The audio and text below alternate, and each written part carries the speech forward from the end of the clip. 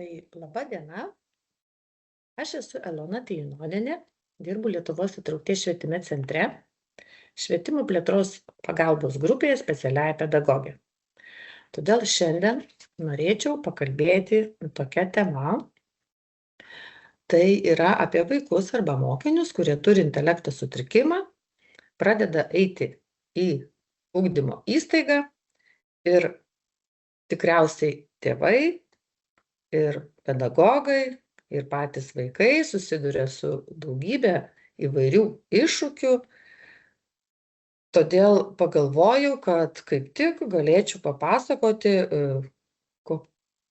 kaipgi tam mokinukui bus pritaikyta fizinė aplinka mokykloje ar kitoje ugdymo įstaigoje, taip pat kokios bus jo ugdymo programos, kokių reikės specialių ugdymosi priemonių. Todėl viską sudėjau į savo pristatymą ir kviečiu paklausyti, kokiųgi dalykų reikės šiam vaikui, kuris turi intelekto sutrikimų. Tai pradėsime nuo pavadinimo. Tai visgi, kągi turi žinoti tėvai, kai vaikas, turintis intelekto sutrikimą, pradeda lankyti ugdymo įstaigą. Pirmiausia, norėčiau pasakyti apie visus vaikus, nesvarbu, turi jie sutrikimą ar ne, kad kiekvienas vaikas yra savitas. Jo gebėjimai šiuo atveju priklauso nuo intelekto sutrikimo lygio, taip pat priklauso nuo pedagoginės pagalbos savalaikiškumo ir, aišku, nuo gretutinių sutrikimų. Vaikai šie gali ugdytis pagal savo gebėjimus. Tėvai gali parinkti tą ugdymo įstaigą, kurioje jie jaustųsi gerai, kurioje gautų kokybišką ugdymą, pagalbą, kad galėtų dalyvauti ir pamokose, ir veiklose, ir įvairiose popamokinėse veiklose.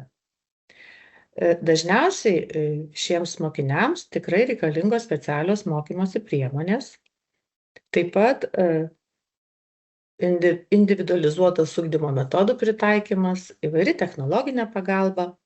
Taip pat labai svarbu turėti struktūruotas erdves mokymuisi, saugias erdves arba ramesnes erdves, kuriuose jie galėtų pailsėti ir kuriuose jaustųsi gerai ir galėtų ugdytis kiekvienas pagal savo gebėjimus.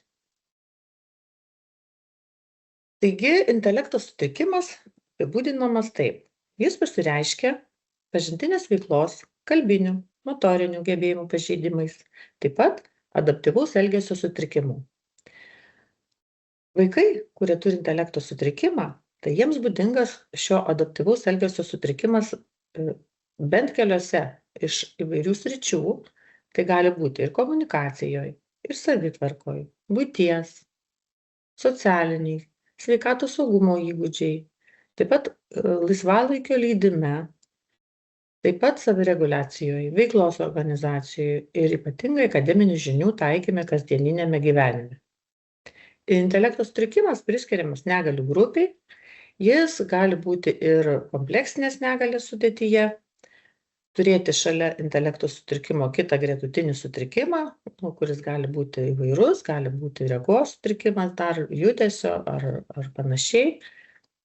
Todėl intelekto sutrikimas yra toks, kur reikalingas tikrai ypatingas dėmesys ir pagalba. Dabar kokie yra intelekto sutrikimo lygiai? Jie yra 5. Tai yra nežymus intelekto sutrikimas, vidutinis intelekto sutrikimas, žymus intelekto sutrikimas, labai žymus intelekto sutrikimas ir nepatikslintas intelekto sutrikimas. Dabar kuogi skiriasi intelekto sutrikimo lygiai vienas nuo kito, tai trumpai apibūdinsiu čia. Tai nežymus intelekto sutrikimas ir mokiniai, kurie turi šį intelekto sutrikimo lygį, jie gali tikrai atlikti daugybę įvairių dalykų Geba įsiminti trumpą informaciją, ypatingai jeigu jis siejasi su kasdieniu gyvenimu ir savo asmeninė patirtimi. Jie atlieka nesudėtingas ir skaitymo, rašymo, skaičiavimo užduotis. Jeigu yra pavyzdys, tai sekasi dar geriau, įsimena svarbiausias taisyklės. Taip pat gali perskaityti ir atgaminti girdėtą tekstą, ypatingai jeigu jis pastiprintas vaizdinėmis priemonėmis. Taip pat, jeigu yra priminimai, vizualiniai arba žodiniai, gali atlikti ir kelių pakopų užduotis ir veiksmų seką sudėti. Sunkiau orientuoti žemėlapyje, suvokti informaciją, kuri pateikta schemose, atlikti užduotis reikalaujančias planavimo šiems mokiniams. Bet mokykloje pritaikius ir individualizavus programą, parinkus priemonės, tikrai mokinukai šie gali ugdytis pagal savo sugebėjimus.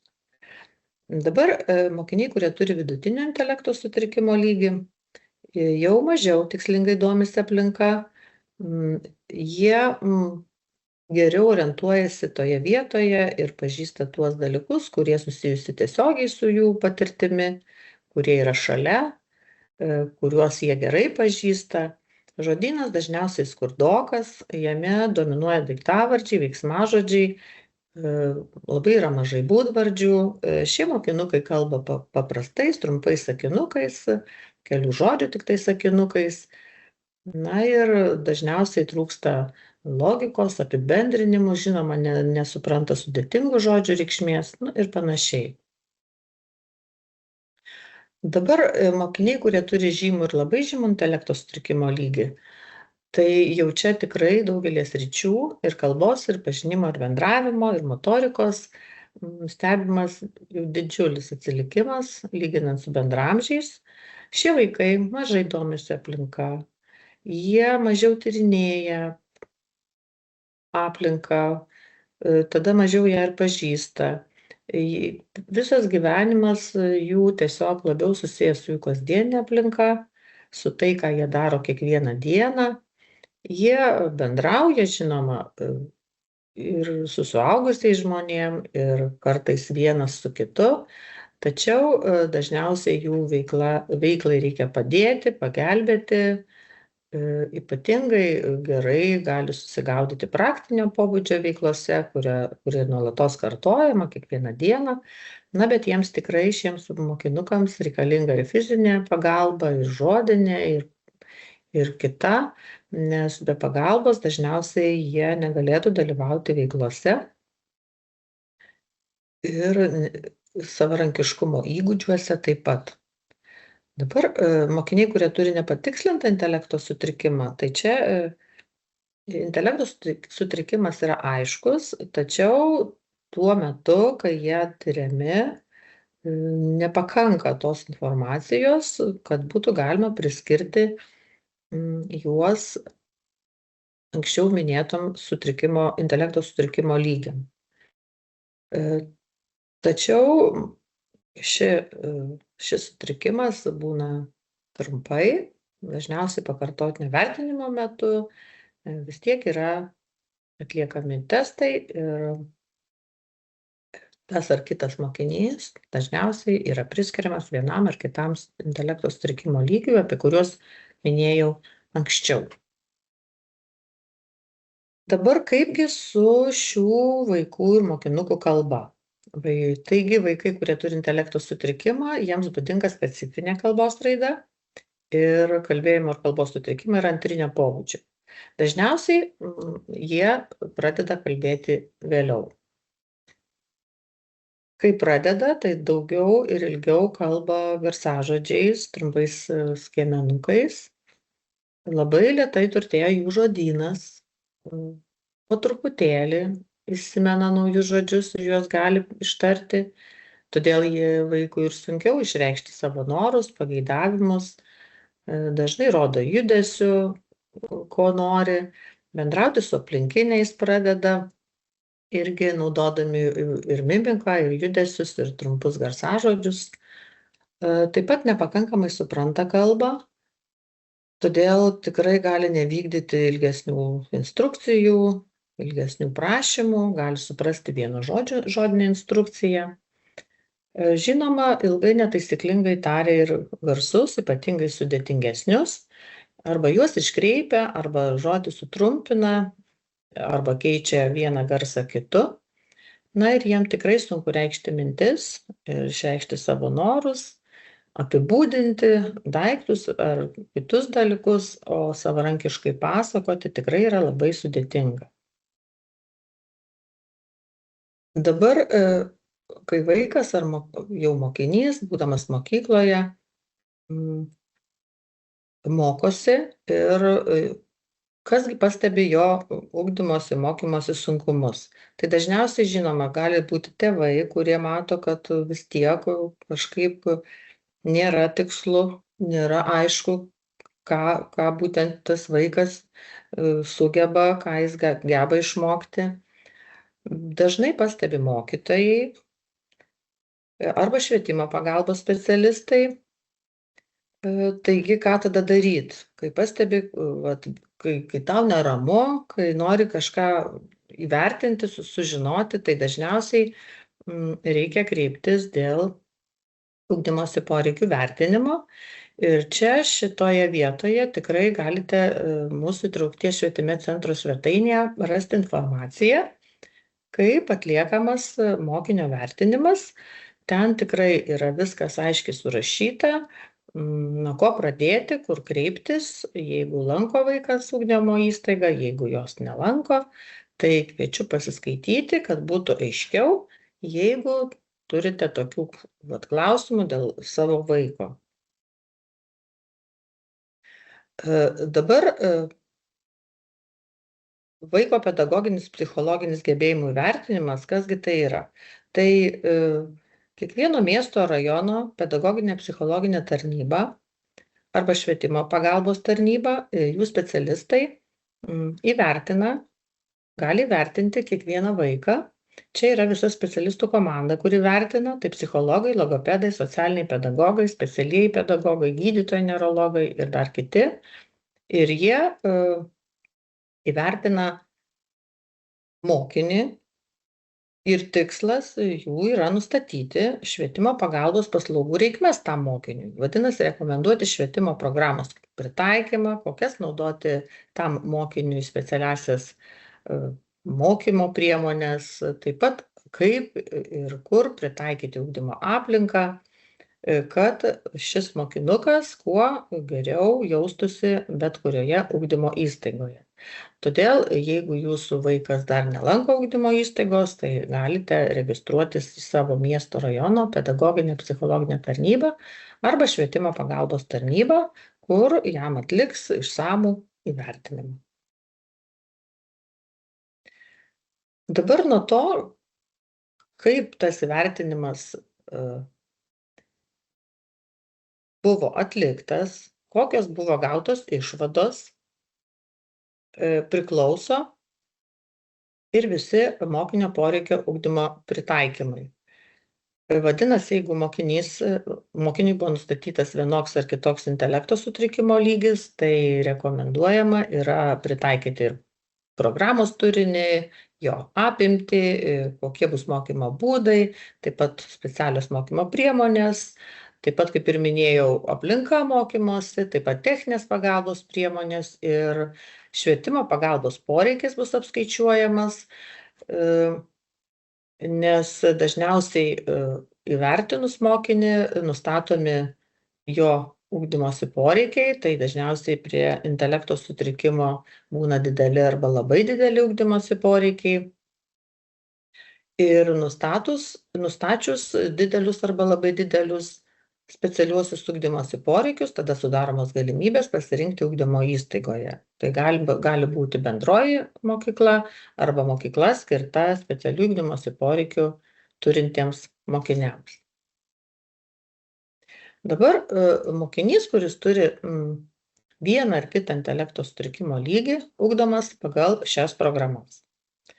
Pagal pradinio ugdymo individualizuotą programą, pagrindinio ugdymo individualizuotą programą, socialinių įgūdžių programą pirminio profesinio mokymo programas įtraukties būdu ir pirminio profesinio mokymo programas pritaikomas specialių ugdymosi poreikių turintiems mokiniams. Tai aišku, kai mokinys ateina į pirmą klasę, jis ugdosi kaip ir kiti mokiniai pagal pradinio ugdymo programą, po to pagrindinio ugdymo programa, po to baigus ją socialinių įgūdžių programa ir tada gali rinktis vieną ar kitą programą iš šitų minėtų. Dabar, kai mokinys turi negalią dėl intelekto sutrikimo ir jisai mokosi pagal pradinio, pagrindinio ugdymo individualizuotas programas, jam rengiamas yra individualus ugdymo planas, kurio sudėtinė dalis yra pagalbos planas. Čia yra atsižvelgiama į mokinio galias ir gebėjimus, taip pat į sunkumus, kylančius dėl kažkurio nors intelekto sutrikimo lygio, taip pat pritaikoma mokymosi forma, yra tam tikri mokymo organizavimo būdai ir ugdymas, kuris įgyvendinamas mokykloje vienoje ar kitoje ir taip pat pagal klasės paskirtį. Dabar yra taip, jeigu mokiniui nustatytas nežymus intelekto sutrikimas ir jis ugdosi bendroje mokykloje, bendroje klasėje, nespecialioje klasėje, tai ugdymo programa jam rengiama individualizuojant bendrasis dalykų programas. Tai turinys susidaro iš dalykų grupių, privalomų pasirenkamų dalykų ir tos dalys yra tokios pačios kaip ir pradinio ugdymo bendrosios programos. Aišku, šių individualizuotų programų turinys sudaromas atsižvelgiant į pradinio ugdymo sritis ir čia gali būti mažinamas minimalus mokinio privalomų pamokų skaičius, jeigu reikia didinamas neformaliojo švietimo valandų skaičius. Visa tai priklauso nuo pedagoginės psichologinės tarnybos išvadų ir rekomendacijų. Tai reikia apie tai žinoti. Dabar, jeigu mokiniui nustatytas vidutinis, žymus ir labai žymus intelekto sutrikimas, jisai ugdomas bendro ugdymo mokykloje specialių ugdymosi poreikių turintiems mokiniams arba bendrosios mokyklos specialiojoje klasėje. Jo ugdymas yra pagal veiklas. Pagal dorinio ugdymo veiklą, komunikacinę, pažintinę, orientacinę, meninę, fizinę ir specialiąją veiklą. Šios veiklos gali būti keičiamos, jungiamos, atsižvelgiant į konkretų mokinį, konkrečius jo specialiuosius ugdymosi poreikius ir aišku, to mokinio sveikatos būklę. Pagrindinio ugdymo individualizuota programa tai jau skirta mokiniui, kuris turi intelekto sutrikimą ir baigė pradinio ugdymo individualizuotą programą. Ši programa įgyvendinama vėlgi bendro ugdymo bendrųjų mokyklų bendrosiuose klasėse arba klasėse skirtose mokiniams turintiems specialių ugdymosi poreikių, taip pat mokyklose skirtose mokiniams arba vadinamose specialiosiose mokyklose, kurios vykdo pagrindinio ugdymo programą. Ugdymas organizuojamas irgi dalykų arba veiklų principų, atsižvelgiant į mokinio galias, jų gebėjimus, taip pat, kaip ir minėjau, pedagoginės, psichologinės arba švietimo pagalbos tarnybos rekomendacijas. Ir programos turinys, atsižvelgiant į mokinio ugdymosi poreikius, gali iš esmės skirtis nuo pagrindinio ugdymo programos. Dabar mokinys, kuris baigia pagrindinio ugdymo individualizuotą programą, jis gali ugdytis, turi tokius ugdymosi galimybės. Tai gali ugdytis mokykloje, kurie vykdo socialinių įgūdžių ugdymo programą. Tai čia programos struktūra sudaro dvi dalis, tai yra privalomas ugdymo turinys, kurį sudaro veiklų įvairių turinys ir laisvai pasirenkamas ugdymo turinys, kuris skirtas mokinio įvairiems socialiniam įgūdžiams ar rankiškumo įgūdžiam ugdyti. Gali pasirinkti mokytis profesiniai mokyklai pagal programą. Ta programa turi būti skirta asmenim, kuriems reikalavimai išsilavinimui nenustatyti, kurie yra baigę pagrindinio ugdymo individualizuotą programą, arba gali mokytis profesinėje mokykloje pagal pirminę profesinio mokymo programą, tai ta programa skirta asmenim, kurie turi pradinį išsilavinimą įtraukties būdu. Čia jau reikalinga pedagoginės psichologinės tarnybos rekomendacija.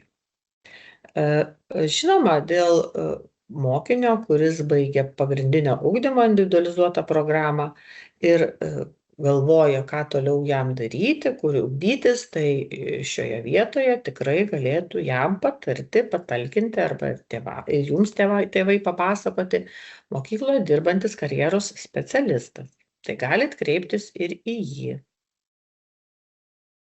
Dabar yra naudinga žinoti keletą tokių informacijų, kad mokykla gali organizuoti specialiųjų klasių, kurios skirtos intelekto sutrikimą turintiem mokiniam, mokinių užimtumą ir per mokinių atostogas, arba teikti visos dienos ugdymą, organizuoti visos dienos mokyklą. Na, o 9-12 klasių mokiniai savanoriai, kurie vykdo socialinės veiklos programas, gali padėti mokytojui organizuoti šias veiklas. Taip pat mokiniai turintys vidutinį žymų, labai žymų intelekto sutrikimą gali mokytis iki 21 metų. Išskirtinais atvejais dėl sveikatos ligų, įvairių operacijų, jeigu nelanko ugdymo įstaigos ilgą laiką, tai gali mokytis iki 23 metų, na ir baigti 3 metų socialinių įgūdžių ugdymo programas. Elektroniniai mokymos pasiekimų pažymėjimai jiems išduodami, kai baigia 4 klasę, 8 klasę, 10 klasę ir 3 socialinių įgūdžių klasę. Taip, kasgi yra svarbu? Visiems mokiniam, kurie turi intelekto sutrikimą, visai nepriklausomai nuo intelekto sutrikimo lygio, būtini šie įgūdžiai. Tai mokymosi, kur yra funkciniai mokomieji dalykai, tada pagalbos sau, gyvenimo bendruomenėje ir komunikavimo ir profesiniai. Ir kuo sudėtingesnis intelekto sutrikimas, tuo daugiau turi būti akcentuojami pagalbos sau, gyvenimo bendruomeniai ir profesiniai įgūdžiai. Dabar kokie yra ugdymo kriterijai? Svarbiausia yra individualizuoti bendrą ugdymo programą. Tada pritaikyti ugdymosi turinį. Tada pritaikyti mokymosi aplinką tam mokiniui. Tada mokymosi būdų ir metodų pritaikymas yra svarbus. Taip pat svarbi specialioji pedagoginė pagalba tam mokiniui, mokinio padėjėjo, socialinio pedagogo pagalba ir specialiųjų ugdymo priemonių parinkimas, pritaikymas ir naudojimas būtent tam konkrečiam mokiniui. Kasgi yra svarbu, kai mokiniui turinčiam intelekto sutrikimą programą reikia individualizuoti, tai daro mokytojas, klasės mokytojas, atsižvelgdamas į pedagoginės psichologinės tarnybos rekomendacijas, taip pat atsižvelgdamas į individualius mokinio ugdymosi poreikius, į jo galias, į jo gebėjimus, į jo intelekto sutrikimo lygį, jis pritaikoma ir mokymosi formą ir remiasi vaiko gerovės komisijos, kur yra mokykloje, taip pat dirbančių su vaikų švietimo pagalbos specialistų rekomendacijomis. Bet apskritai, individualizuojant ugdymo programą mokiniams, kurie turi intelekto sutrikimą, tai yra svarbu mažinti užduočių kiekį, taip pat tas užduotis paprastinti, taip pat vienu metu riboti užduočių kiekį. Taip pat būna ir dažnai reikalinga keisti vadovėlio užduotis mokytojo sudarytom užduotimis. Labai nemažai laiko skirti kartojimui. Taip pat turėtų būti pateikiamos trumpos, aiškiai suformuluotos instrukcijos užduotim atlikti.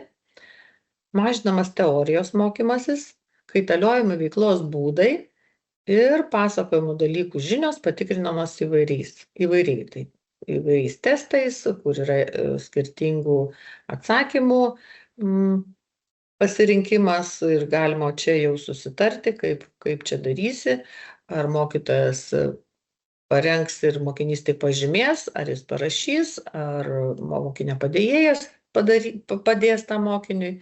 Čia jau reikalingi susitarimai tarp mokytojo, švietimo pagalbos specialisto, mokinio padėjėjo, tėvų ir paties mokinio.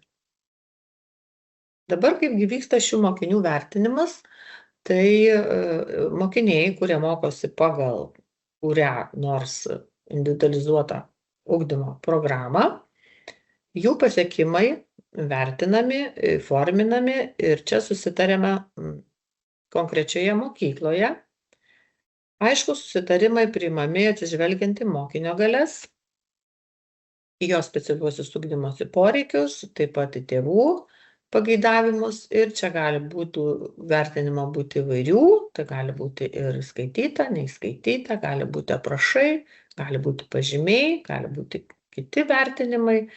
Na, žodžiu, tai įvyksta mokykloje tam tikras susitarimas, kaip vienas ar kitas mokinys bus vertinimas ir to laikosi visi su šiuo mokiniu dirbantis pedagogai ir kiti specialistai. Į kągi dabar atkreipti dėmesį, ugdant mokinį, kuris turi intelekto sutrikimą ir yra ugdymo įstaigoje. Labai svarbu yra žinoti, suprasti apie mokinio vaiko individualius gebėjimus. Ypatingai, ką jisai jau geba atlikti, kokio pobūdžio užduotis jam sekasi arba kur patinka, kur jis patiria sėkmę. Tai kaip tas vaikas dirba savarankiškai, kiek laiko gal dirba savarankiškai irgi labai svarbu, tada kaip jis dirba su pagalba, tai gali būti mokytojo ar mokinio padėjėjo pagalba, kiek ilgai jis gali suteikti dėmesį tam tikrą užduotį, kaip vaikas dirba su kitais vaikais, jeigu atlieka, tarkim, pogrupinės kokias užduotis, kaip jam sekasi atlikti laisvas užduotis, kaip apskritai įsitraukia į ugdymosi veiklą, tada kaip jis planuoja veiklą savo, ar nuosekliai atlieka užduotis, ar sunku jam pabaigti pradėtas užduotis ir darbus, ir kaip atsako į klausimus, kokį būdą būna pasirinkęs, nes kitų būdų yra įvairių. Dabar dar labai svarbu pažinti mokinį ir žinoti, kad ir trumpai yra apie jo asmeninės savybės. Tai kaip ar jis pasitikė savimi kažkurioje veikloje, kiek ir kaip jis yra savarankiškas, ar prisiima atsakomybę, kaip jis geba bendradarbiauti ir kaip sukaupia dėmesį, taip pat kaip mokinys bendrauja, kaip jis geba kalbėti, kaip jis supranta kitų kalbą, kiek jo kalba yra suprantama aplinkiniam, taip pat kokie jo girdimojo suvokimo ypatumai yra, kokie vizualinių procesų ypatumai, dėmesio ypatumai, koks jo savokinis mąstymas, kokia jo yra atmintis, trumpalaikė, ilgalaikė. Taip pat labai yra svarbu žinoti, kokia yra mokinio būsena, tai kokia yra fizinė, jo motorinis išsivystymas, taip pat sensorinė būsena. Labai svarbu žinoti jo somatinę būseną, tai įvairias jo ligas ir neurologinę būseną, ypatingai dėl įvairių, tarkim, epilepsijų. Tai čia mokytojas tikrai turėtų surinkti informaciją šią apie tą mokinį iš tėvų, nes jūs vis tiek geriausiai pažįstat savo vaiką. Taip pat, aišku, iš kitų dokumentų, kuriuos atsinešate į mokyklą, kad galėtų pritaikyti šiam vaikui įvairius dalykus, pradedant nuo mokymosi aplinkos, tada nuo ugdymosi turinio ir įvairių specialiųjų mokymosi ir ugdymosi priemonių. Taigi, norint padėti mokiniui, turinčiam intelekto sutrikimą, lengviau, saugiau, smagiau įsitraukti į ugdymo procesą, labai gerai yra pritaikyti ugdymo erdves pagal kiekvieno mokinio poreikius. Labai būtų gerai, jeigu mokyklos pastatas turėtų tokį išskirtinį įėjimą, kuris būtų lengvai atpažįstamas, gal netgi kita spalva dažytas, taip pat apšviestas ir netgi paženklintas, tai būtų daug aiškiau žinoti visiems mokiniam, kurgi yra įėjimas į mokyklą. Dabar, kadangi mokinių turinčių ir intelekto sutrikimą, ir kitų mokinių, ir laisvalaikis, ir tam tikros veiklos gali vykti ir lauke, Todėl apie mokyklą yra lauko erdvės, tai fizinio aktyvumo pertraukos galėtų vykti ten, tik aišku, turėtų būti pritaikyta ir lauko erdvė tam tikriems mokinio poreikiams, tarkim, galėtų būti ir treniruoklių vieta, galėtų būti tam tikros kitos erdvės, kur mokinys laisvai, savarankiškai galėtų atlikti vieną ar kitą užduotį. Dabar jau grįžtant, įeinant į mokyklą, vis tiek yra pirmiausia koridoriai, laiptinės, rūbinės. Tai labai gerai, kai yra vizualinis kontrastas tarp durų ir sienų, kad aiškiai matytųsi klasės duris. Labai rekomenduojama yra ženklinti ir klasės duris, ir įvairias spinteles, ir, tarkim, rūbinės tam tikrą vietą, tam tikrais susitartais simboliais, vaizdiniais, tarkim, paveikslėliais arba spalviniu kodavimu, kad mokinys tikrai įsimintų savo spintelės vietą, savo rūbinės vietą. Tai šiuo atveju galima naudoti tikrai įvairių vaizdinių užuominų, kad mokinys galėtų atskirti, žinoti, kurgi yra jo klasė, jo rūbinė ir jo spintelė. Dabar bendro ugdymo, bendro naudojimo vietos irgi būtų gerai, kad jos būtų pastiprintos tam tikrais paveikslėliais arba simboliais, arba spalviniu kodavimu, arba netgi įvairiomis rankų plovimo, tarkim, instrukcijomis, kad mokiniui, kuris turi intelekto sutrikimą, būtų tikrai aiški paskirtis tos vietos, taip pat kokiagi yra seka, ką po ko daryti, nes mokiniui, kuris turi intelekto sutrikimą, reikia pradžioje išmokti dalyti dalykus vieną po kito, o tada jau juos jisai daro lengviau, greičiau, bet vizualinės užuominos tikrai padeda jam geriau atlikti šiuos dalykus. Taip pat jau įeinant į klasę, žinoma, mokiniui, kaip ir kiekvienam mokiniui, reikia pritaikyti stalą arba suolą, reiškia jį pakelti arba pamažinti. Taip pat, jeigu reikia paminkštinti stalo kraštus arba naudoti tokį pritaikytą lenktą stalo paviršių, jau kai pritaikai suolą arba stalą tam mokiniui, tada jau jį galima pažymėti vaiko nuotrauką arba paveikslėlių arba susitartų simbolių, kad mokinys tikrai žinotų, kad čia yra jo vieta klasėje, jo stalas, jo kėdė. Taip jis jausis saugiau, ramiau ir tikrai žinos, kurgi klasėje yra jo vieta. Aišku, tos priemonės, kadangi priemonių klasėje tikrai yra nemažai ir kurgi galėtų jos būti sudėtos, tai vis tiek būtų gerai, jeigu nenaudojamos priemonės laikomas būtų uždarose spintelėse. Taip pat, jeigu naudojamos, tai kad būtų lengvai pasiekiamos, tai tam tikrose dėžutėse, lentynose, arba netgi, kad tikrai savarankiškai mokinys jas galėtų pasiekti, tai naudoti tam tikras ir žemesnės knygų lentynas. Tai čia jau tikrai gali tą aplinką pritaikyti mokytojas, padedant ir tėvams, ir švietimo pagalbos specialistams, ir kitiems specialistams. Ir dabar dar labai svarbi vieta, tai yra individuali darbo vieta tam mokiniui, kur jis galėtų atlikti vienas ar kitas užduotis. Tai čia šių vietų, kaip jos turi atrodyti, tai gali būti įvairiai. Dažniausiai, kaip ir matot, jos yra atskirtos, šiek tiek viena nuo kitos arba nuo bendrų klasės erdvių. Jos turi tam tikrus žymėjimus, gali būti ir sąrašas, ką reikia tą mokinį išsiimti, gali būti vizualiai pažymėta ta vieta įvairiais simboliais, paveikslėliais, taip pat įvairiais dalykais, ką tas mokinys tą dieną atliks. žodžiu, individualią darbo vietą vaikui įrengia vėlgi klasės mokytojas ir čia tikrai įrengia pagal tą būtent mokinį, pagal kokie jo konkretūs yra gebėjimai, kokių dalykų jam reikia. Dabar labai tikslinga ir rekomenduotina klasėje naudoti tam tikras širmas,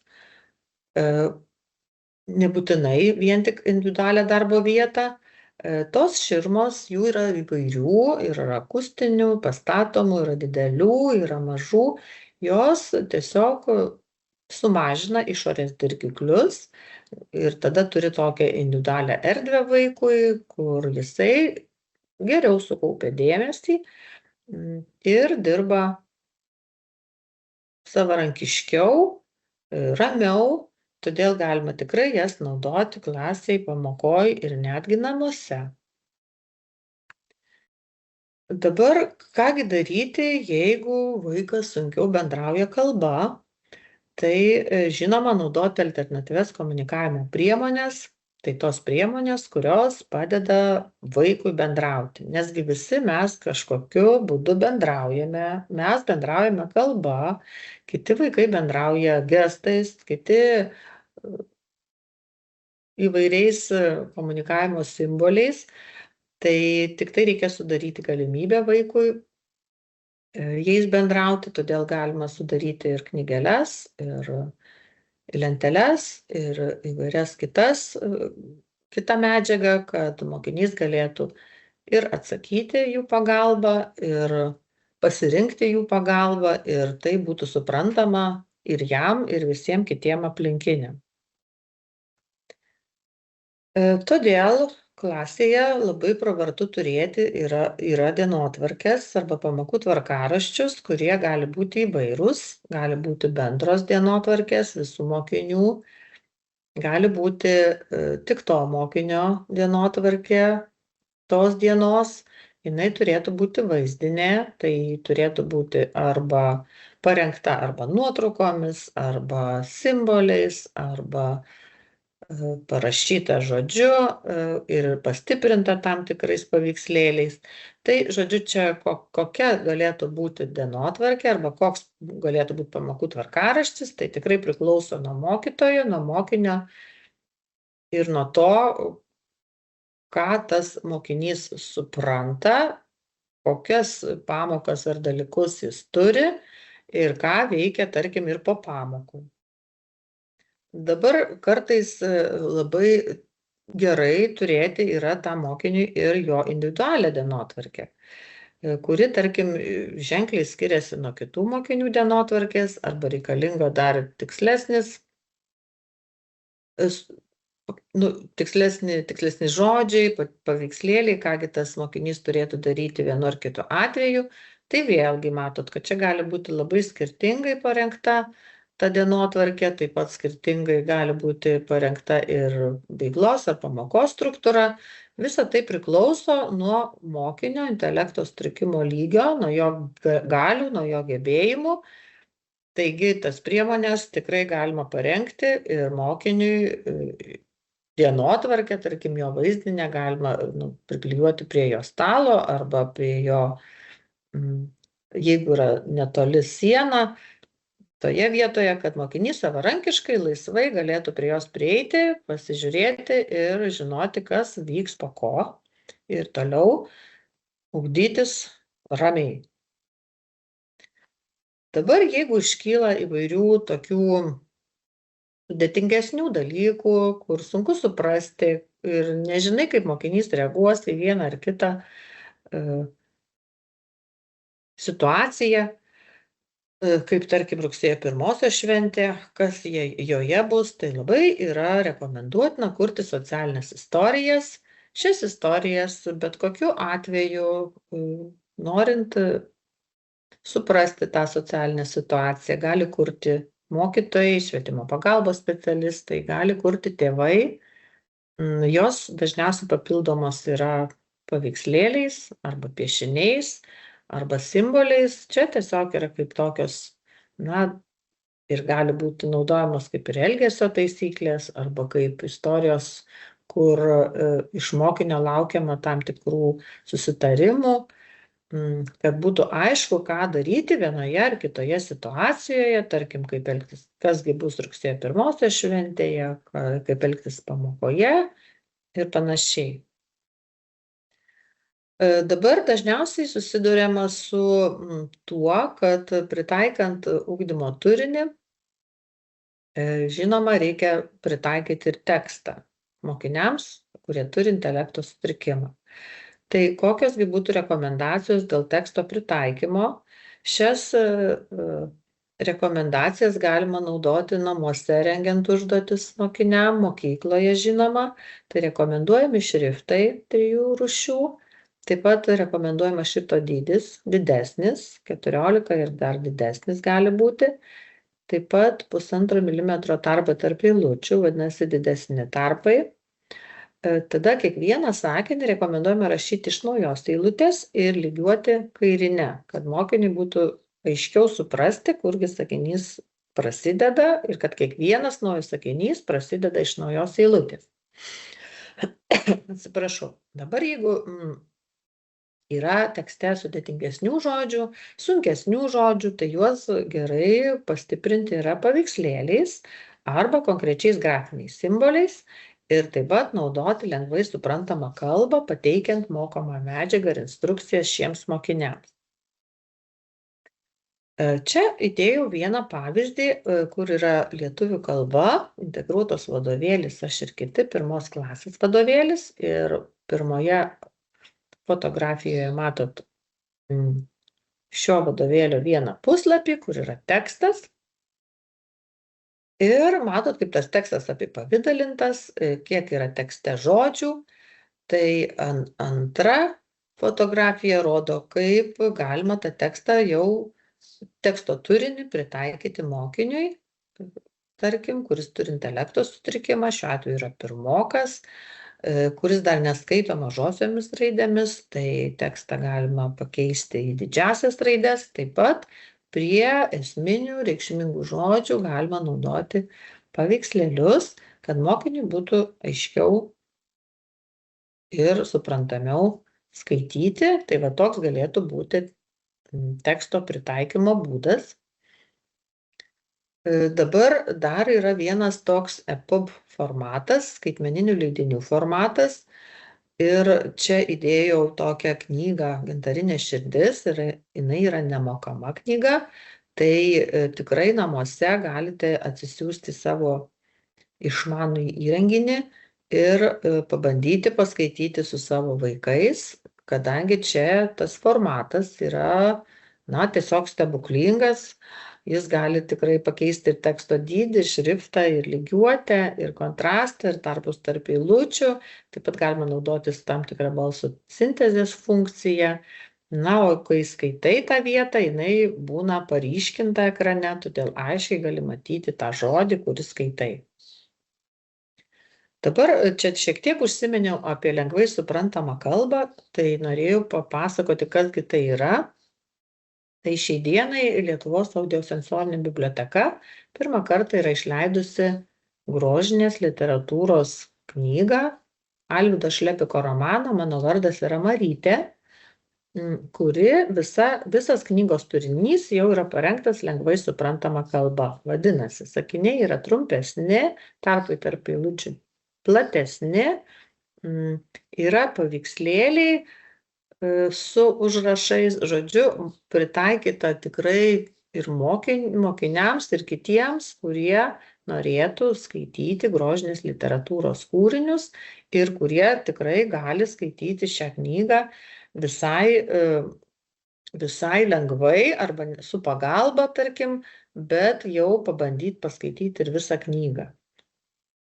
Dar yra išleista Skaityk pasakas lengvai, tai čia yra pasakų sakmių padavimų, kurios tos pasakos irgi parengtos lengvai suprantama kalba. Šioje knygoje yra 15 kūrinių, tai yra 5 Hanso Kristijano Anderseno pasakos, 5 lietuvių liaudies pasakos bei 5 sakmės ir padavimai. Tai matot, kaip atrodo, tarkim, vienos pasakos turinys, tai jis tikrai labai panašiai, kaip ir minėjau, parengtas pagal lengvai suprantamos kalbos metodą ir yra paaiškinimai, tarkim, sudėtingesnių žodžių paaiškinimai, kad mokinys galėtų suprasti, apie ką jisai skaito. Dar norėjau pristatyti Adomo Mickevičiaus bibliotekos išleistą knygą lengvai suprantama kalba, tai skaityk lengvai. Tai ši knyga tai yra grožinės literatūros tekstų rinkinys, kur yra įtraukti 5-6 klasių mokyklinės programos kūriniai, tai yra ir Jono Biliūno, ir Šatrijos raganos, ir Gendručio Morkūno, Bitės Vilimaitės, Antano Vaičilaičio kūriniai. Ir jis parengtas lengvai suprantamos kalbos 3 lygiu. Iš šios knygos yra elektroninė versija, todėl galite ją atsisiųsti ir tikrai pabandyti paskaityti su savo vaikais ir pažiūrėti, kaipgi ši knyga, kuri parengta lengvai suprantama kalba, skaitosi. Dabar jeigu mokytoja arba švietimo pagalbos specialistas arba tėvai parengia tekstą lengvai suprantama kalba, tą užduotį pasitikrina su mokiniais, su vaikais, tai tikrai galima žymėti šiuo ženklu savo parengtą tekstą. Ir šis ženklas, kaip matot, yra toks.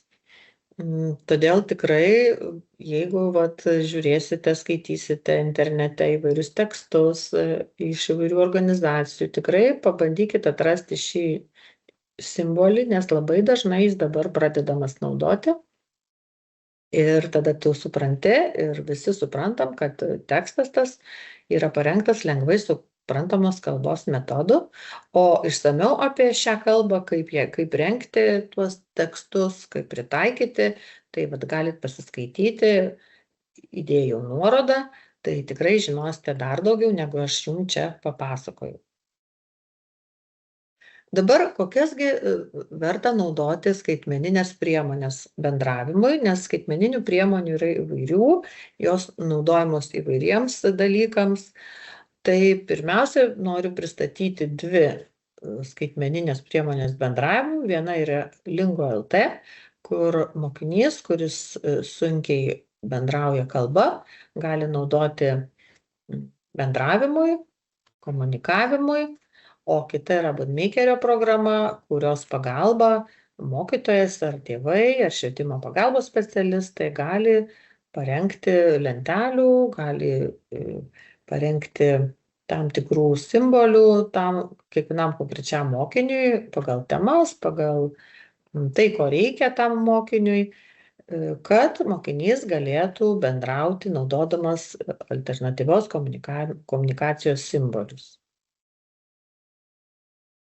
Dabar pereisiu prie skaitmeninių vadovėlių, kadangi tikrai šiai dienai yra daug įvairių ugdymo priemonių, taigi ir skaitmeninių vadovėlių, įdėjau keletą platformų, tai tėvai, kurių mokiniai mokosi mokykloje, jie tikrai žino, kad yra e-mokykla. E-mokykloje yra vadovėlių, kurie pritaikyti intelekto sutrikimą turintiem mokiniam, yra parengtų ir kalbinių, ir matematinių, ir pasaulio pažinimo užduočių šioje platformoje.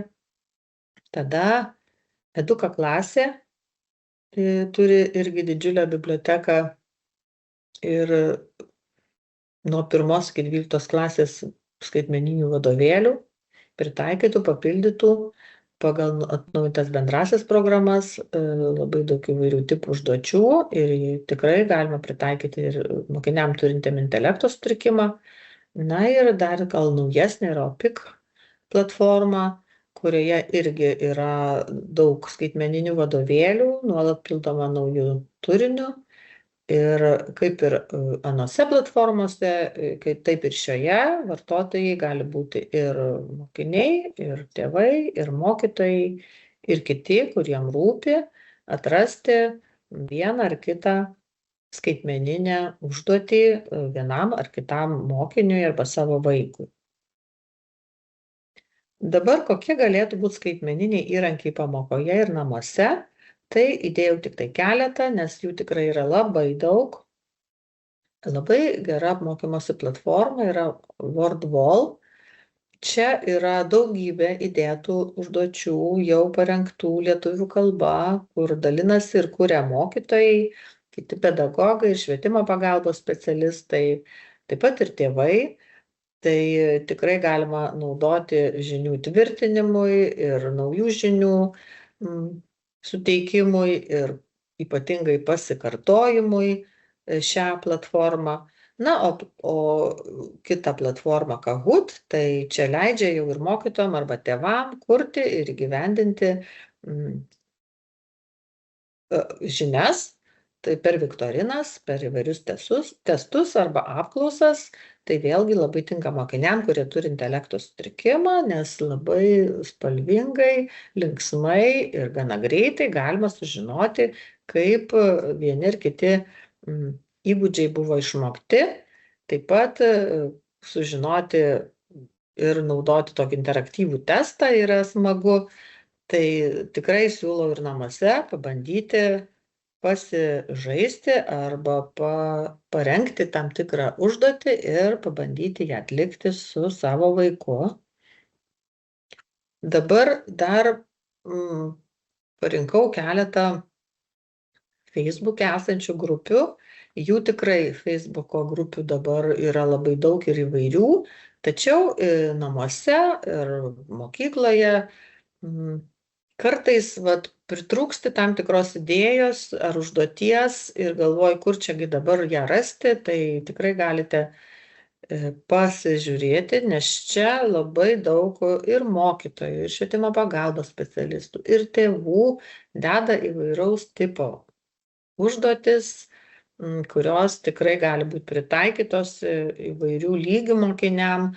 Taip pat jos būna ir nemokamos, kai kurios kažkiek mokamos, bet tikrai didžiulė biblioteka užduočių yra, taip kad reikia tik tais pasižiūrinėti ir atrinkti, kas tinka vienam ar kitam mokiniui arba vienam ar kitam vaikui. Tai siūlau irgi pasidomėti. Na ir jeigu mokinys, kuris turi intelekto sutrikimą, sunkiau išmoksta naudotis įvairiomis technologijomis, o šiai dienai technologijų yra daug ir įvairių, ir tikrai mokiniai mėgsta jas naudoti ir labai nori jas naudoti.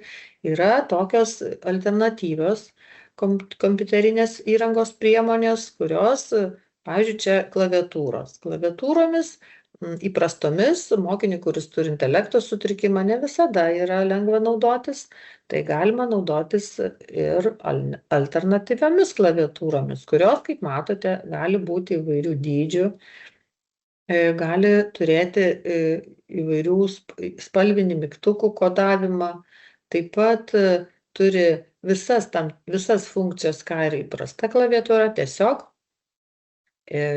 pritaikytos alternatyvios klaviatūros yra aiškesnės, jų klavišai yra didesni, jos yra pačios didesnės ir su jomis galima išmokti naudotis klaviatūrą daug paprasčiau. Taip pat vaikams sunkiau yra išmokti naudotis pele. Įprasta, tai irgi pelių, alternatyvių pelių, šiai dienai irgi yra įvairių, rutulinių, strypinių, įvairių dydžių, spalvų ir formų.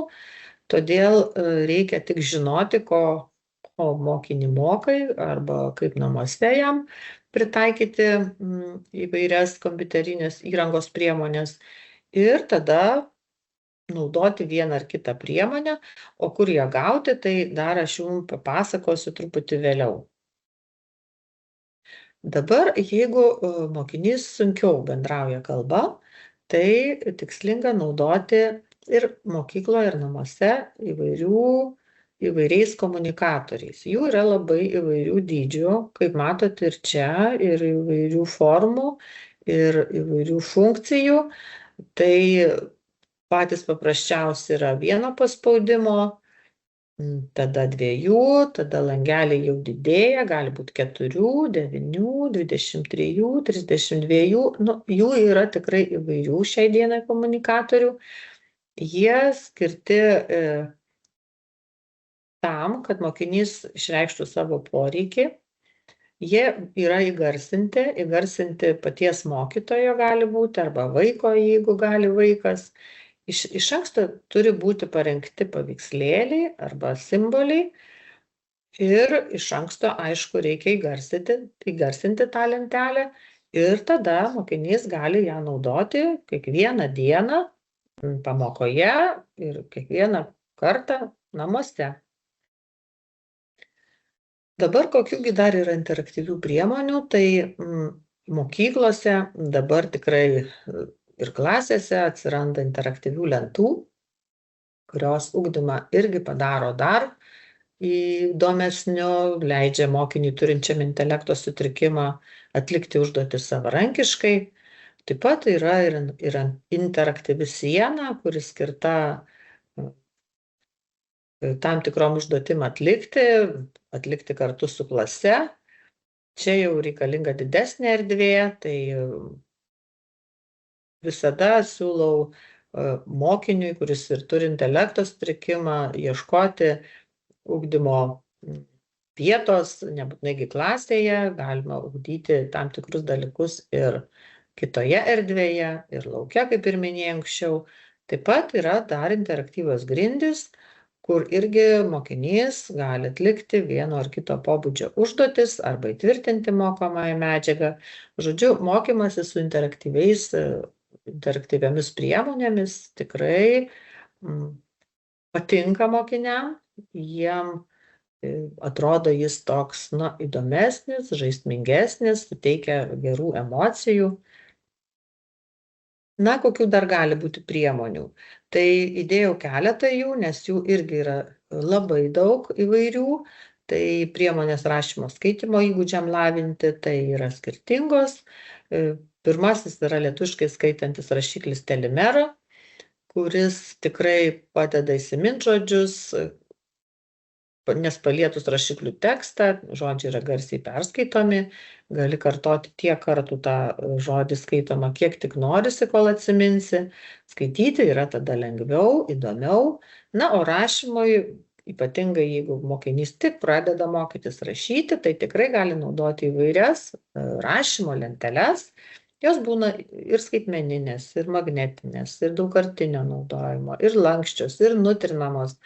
Tikrai yra jų įvairių, tai čia, žodžiu, reikia pasižiūrėti, kokios lentelės vienam ar kitam vaikui reikia ir tada pabandyti.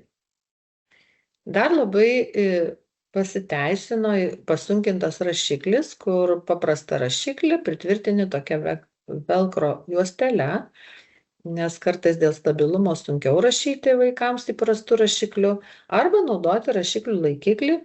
Jų laikiklių yra įvairių, tiesiog uždėjus tą laikiklį ant paprasto pieštuko ar kito rašiklio,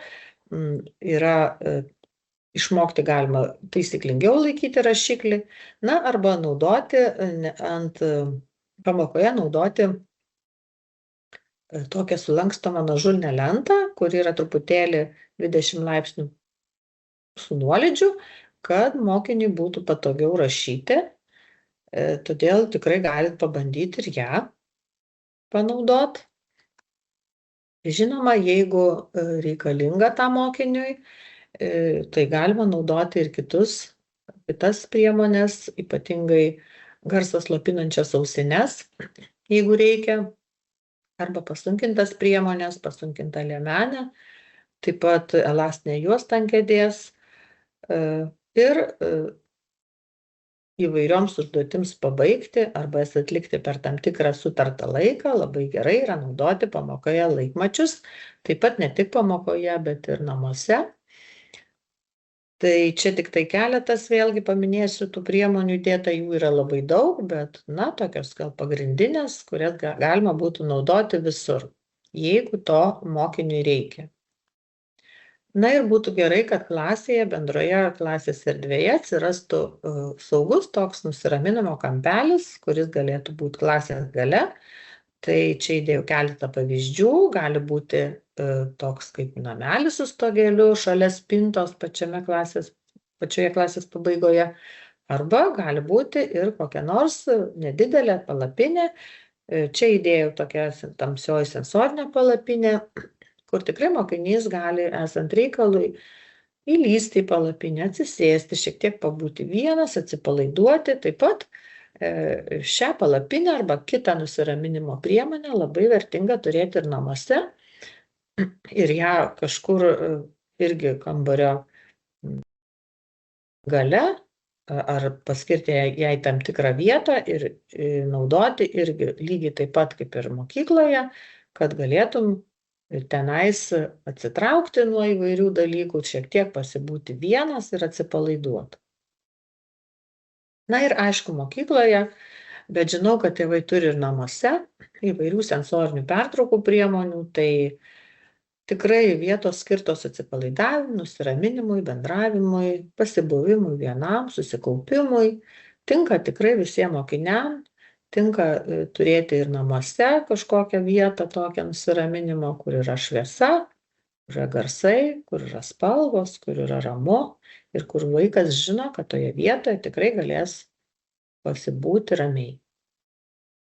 Na ir kaip ir minėjau, kurgi gauti vieną ar kitą priemonę, kurią galėtum naudoti savo vaikui, tai čia jau jūs tėvai tikrai galite kreiptis į techninės pagalbos priemonių centrą ir gauti vieną ar kitą rinkinį, ar įtaisą, ar sensorinę kokią nors priemonę. Tiesiog turite kreiptis ten yra visa tvarka, ką reikia daryti, kokius dokumentus pristatyti. Ir įdėjau, kaip mato, tokią foto, kuri yra parengta lengvai suprantama kalba ir čia parašyta, kad šiame centre jūs tėvai galite gauti daiktus, kurie padeda mokytis, bendrauti, judėti, nusiraminti ir gyventi namuose.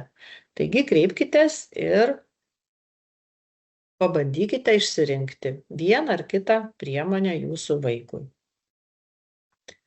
Na ir dar beveik pabaigai, kaipgi galėtų būti, kokia aplinka namuose galėtų būti sukurta vaikui, kuris turi intelekto sutrikimą. Tai čia reikėtų irgi panašiai kaip ir mokykloje pagalvoti apie tai, kad turėtų būti atskira mokymosi vieta, stalas ir kėdė, pritaikyti pagal vaiką, pagal jo ūgį.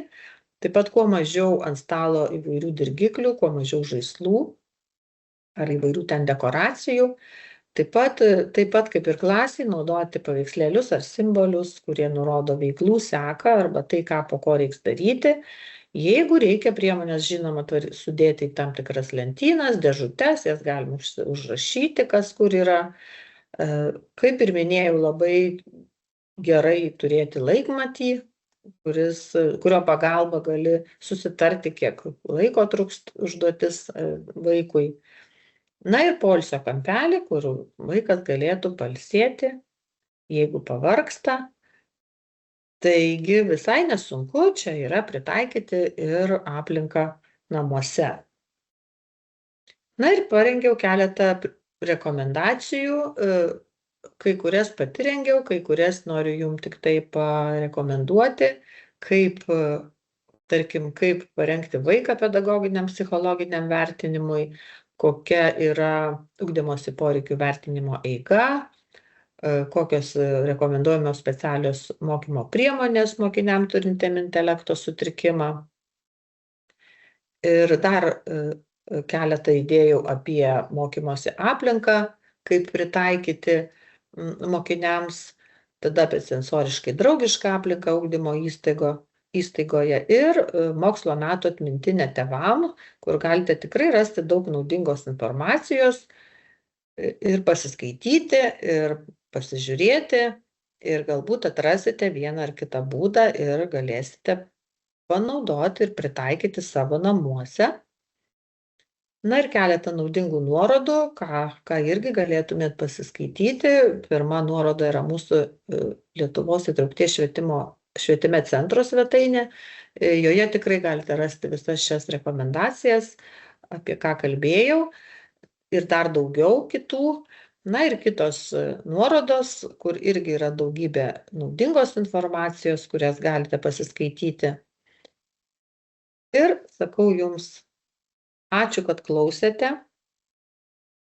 Galbūt šiek tiek aiškiau dabar yra išklausius šį pristatymą, kaipgi mokosi mokiniai, vaikai turintys intelekto sutrikimą, ką reikėtų daryti mokykloje, namuose, kokias priemonės galbūt reikėtų naudoti. Žinoma, gal kažko ir nepasakiau, neprisiminiau, bet aš manau, kad bendra informacija yra naudinga žinoti, todėl dar kartą ačiū, kad klausėte ir linkiu kuo geriausios sėkmės jums. Viso gero.